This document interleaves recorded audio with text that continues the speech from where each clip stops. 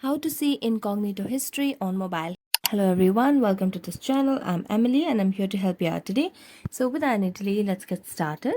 Now first of all, let's go to the Chrome browser on our device and tap on the three dotted line. So here you can see the option of new incognito tab. So as you tap on it, you'll be going to the incognito mode, and as you know, when you tap onto incognito mode, you'll not be able to see anything else. So what we are going to do is we're going to go back to the Chrome browser and tap on the new tab.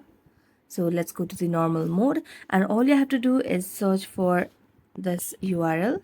So right here, this is the URL that we need. So just tap on that, and as you scroll down, you'll be able to see the option of Chrome history over here. So just tap on that, and here you'll be able to see the incognito history on mobile.